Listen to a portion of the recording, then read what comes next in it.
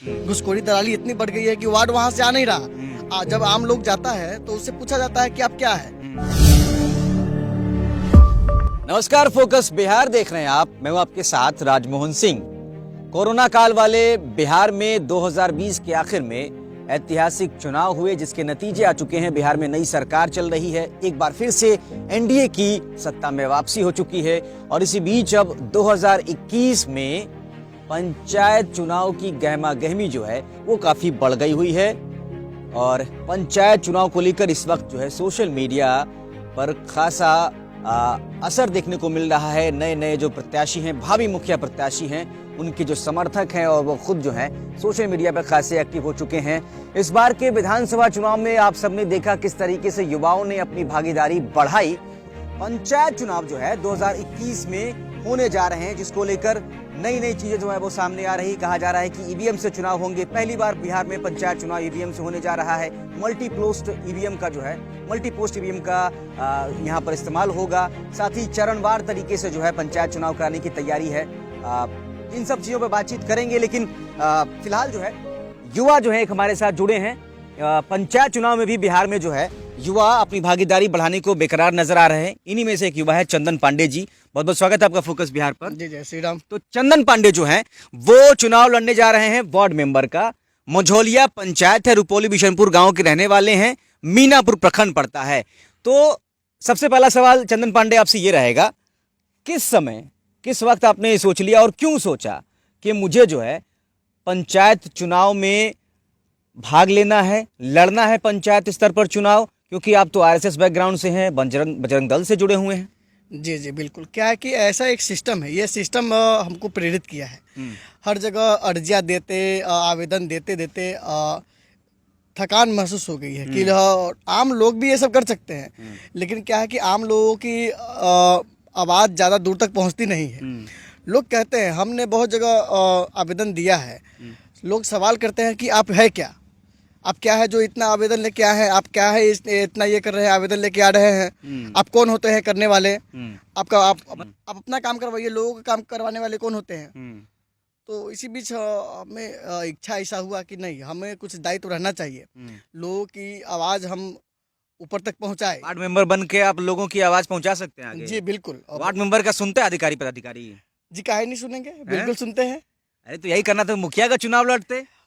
शुरुआत जीरो से है। हम शुरुआत वार्ड से कर रहे हैं। वार्ड के बनने के बाद उप मुखिया का भी चुनाव होता है, वो लोग वार्ड से ही बन के जाते हैं। वार्ड में से एक चुना जाता जी है। तो वही ऐसा काम होगा, हम लोग उप मुखिया में भी आएंगे। पहले तो जनता लोग का समर्थन अगर होगा, हमें लोग जनता अपना समर्थन देगी, वार्ड बनेंगे, उसके बाद जनता क्यों समर्थन देगी? जनता ये नहीं कहेगी कि बरसाती मेढक तो नहीं है कहीं? चुनाव के वक्त में तो बहुत सारे लड़के जो है इस तरीके से पंचायत में खड़े हो जाते होंगे।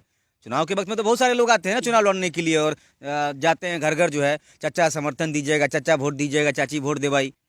बिल्कुल बिल्कुल वैसा ही जनता भी तो कह सकती है। हाँ कहती है, लेकिन हम वैसा है नहीं। हमने शुरू से ही ऐसा काम किया है। क्या काम किया है बताइए। लोगों को अपना मुद्दा उनका ब्लॉक में ले जाना। लोगों को वृद्धा पेंशन, लोग थक जाते हैं वृद्धा पेंशन बनाने के लिए, हम उन लोगों को सहायता करते हैं। गांव में हो गया सड़क का ये है प्रॉब्लम, बहुत ज़्यादा सड़क है, सड़क एकदम बुरी हालत है सड़क का गांव का, कि उसका लगभग 5-7 बार हमने जिला का आवेदन। पहले तो बाढ़ का पानी सड़कों पे लगा रहता है महीनों तक। जी बहुत स्थिति खराब रहती है। इसका सड़क का आवेदन हमने ब्लॉक पदाधिकारी को दिया, वो सुना नहीं। जिला पदाधिकारी को दिया, समाहरणालय में दिया, उसके बाद पंचायती राज विभाग में दिया। हर जगह से थक कर के हम बैठे हैं। वहाँ भी लोग पूछते हैं कि आम आदमी तो कर ही सकता है, लेकिन वहाँ का आपका दायित्व क्या है। सुने आरटीआई भी बहुत सारे अब लगाए हैं। जी आरटीआई भी बहुत लगाए हैं। क्या है कि स्कूल में धांधली होती है, आंगनबाड़ी में घुसखोरी होता है। लोग को जानने नहीं देते हैं कि लोग आंगनबाड़ी में चल क्या रहा है। लोग अगर पूछने जा रहे हैं तो लोग कहते हैं कि आप होते कौन है पूछने वाले। किस चीज़ को लेकर आरटीआई लगाए थे अब? लोग को प्रोत्साहन राशि नहीं मिल रहा। बच्चों को ड्रेस का वो पैसा आता है पोषाहार वाला। जी पोषाहार ड्रेस का पैसा आता है, उसका पैसा नहीं मिलता है। लोग की बच्चों को पढ़ने का ये किताब है, बहुत सारी बात है। हमने इसके लिए आरटीआई लगाया था, लेकिन उन्होंने अभी दिया नहीं। इसके ऊपर काम होगा। कुछ लफड़ा भी इसके ऊपर बढ़ गया था, हो गया स्कूल में, हो गया शिक्षा सुधार, बहुत सारे हमने काम किए हैं। बरसाती मेढक वाला काम हम नहीं किए। हम बरसाती मेढक बिल्कुल नहीं है। क्या हमारे बगल में स्कूल है, घर के बगल में स्कूल है। शिक्षक नहीं थे, अचानक फर्जीवाड़ा शिक्षक, हर स्कूल में फर्जीवाड़ा शिक्षक होते हैं।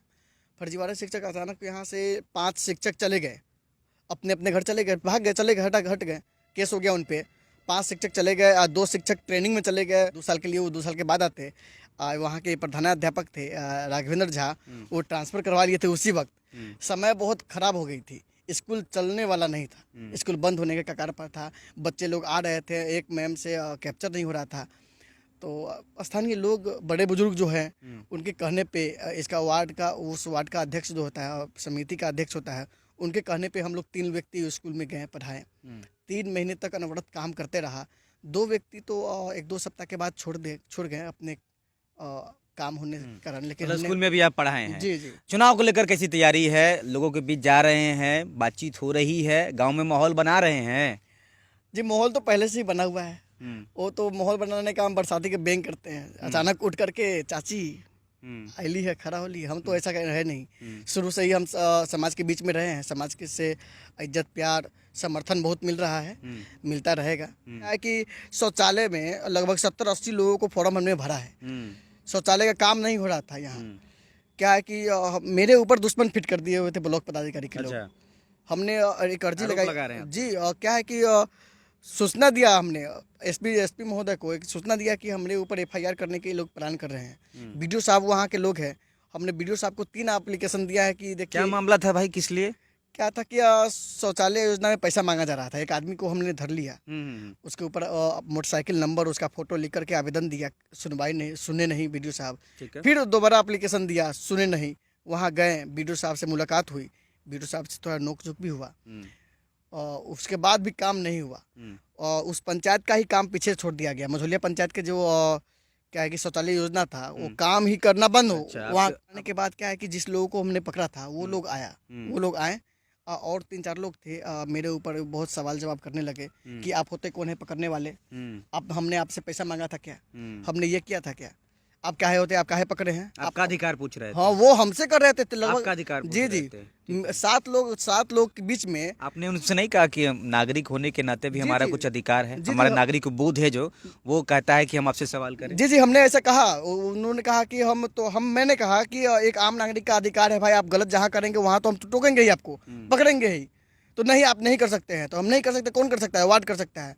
तो वार्ड तो यहाँ पैसा मिली भगत है, तो उसने वार्ड और मुखिया जो है वो लोग भ्रष्टाचार में संलिप्त रहते हैं। कितने वार्ड, कितने मुखिया, कितने ठेकेदार पर अभी नल जल योजना से लेके आवास योजना में गड़बड़ियों को लेकर कितनों पर एफआईआर अभी हुई है। बिहार सरकार ने भी खुद संज्ञान में लिया है। जी जी। क्या है कि तो पंचायत जब चुनाव आ रहे हैं तब संज्ञान में लिया गया। तो उसने वार्ड मेंबर को बुलाया, वार्ड मेंबर के बुलाने के बाद नोक झोंक हुई उसमें। उसके बाद हम चले गए, हमें भेजा दिया गया।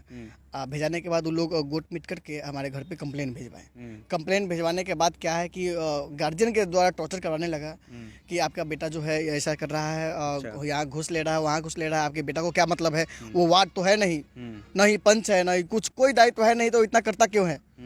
तो करता क्यों है कि भाई मेरे पिताजी बोले कि करता इसलिए क्या, मतलब यही है कि इतना टॉर्चर हुआ है, परिवार को तंग किया गया, आपको तंग किया गया, इन सब चीजों को लेकर फोन भी हुआ, मारने की धमकी मिली। तो एक व्यक्ति है, मेरे सर है, तो मतलब इसीलिए आप चुनाव लड़ने का सोच लिए हैं? जी, हम कोई दायित्व लेना चाहते हैं, उसके बाद आम लोगों को सहयोग करेंगे। हम क्या है कि कोई दायित्व में रह के अगर कुछ काम करेंगे तो ज्यादा वैल्यूशन होगा। अच्छा, आपको परेशान किया गया तो आप जो है पावर में आना चाहते हैं, ठीक है, किसी तरीके का पावर चाहते हैं। आप पावर में आ जाएगा तो लोग को परेशान नहीं करेगा, इसकी क्या गारंटी है? गारंटी है बिल्कुल। पावर में हम आएंगे, लोगों का समस्या लेकर के हम जाएंगे, उसके बाद काम करेगा। और काम नहीं करेगा आप वार्ड बनिएगा तो भ्रष्टाचार नहीं करेगा, इसकी क्या गारंटी है? गारंटी है। गारंटी कोई कैसे ले सकता है? अरे कम से कम आश्वासन ही दीजिए ना। आश्वासनी घुट्टी पिलाने के लिए नेता बनने जा रहे हैं आप, आश्वासन की घुट्टी जनता को पिलाना सीखिए। बोलिए। देखिए, हम जनता लोगों को कहना चाहते हैं कि अगर हम वार्ड बन गए तो आपका काम बिल्कुल सर्वोपरि, मतलब पहले आपका काम, उसके बाद मेरा काम। पहले समाज का काम, उसके बाद मेरा पर्सनल काम रहेगा। क्या है कि घुसखोरी, दलाली बिल्कुल बंद कर देनी है। गलत काम तो हम करेंगे नहीं, और नहीं गलत काम करने के लिए आपसे कुछ घूस लेंगे। तो दलाली, घुसखोरी अपने आप बंद होगा। चलिए, तो चंदन पांडे हैं, वार्ड नंबर 6, मझौलिया पंचायत, रुपौली बिशनपुर है। रुपौली बिशनपुर गांव के रहने वाले हैं और वहां से ये इस बार जो है वार्ड मेंबर का चुनाव लड़ने जा रहे हैं। इनका कहना है कि चुनाव लड़ने का इन्होंने इसलिए सोचा क्योंकि जो सिस्टम है उसने इन्हें मजबूर कर दिया। अर्जियां लगाते लगाते अधिकारियों पदाधिकारियों के दरवाजे पर जो है जाते जाते इनको जिस तरीके की परेशानियां झेलनी पड़ी और इनसे जो है उल्टा सवाल कर दिया जाता था कि आप कौन हो, आम आदमी हो तो आम आदमी जो है उसकी एक सीमा होती है, तुम अपनी सीमा में रहो। तो इन्होंने सोचा कि अपनी सीमा को थोड़ा बढ़ाया जाए और इसलिए जो है ये शुरुआत कर रहे हैं पंचायत स्तर पर जो है चुनाव लड़ने जा रहे हैं वार्ड मेंबर का। तो चंदन पांडे से बातचीत कैसी लगी आप हमें कमेंट बॉक्स में ज़रूर बताएं और बने रहें फोकस बिहार के साथ। नमस्कार।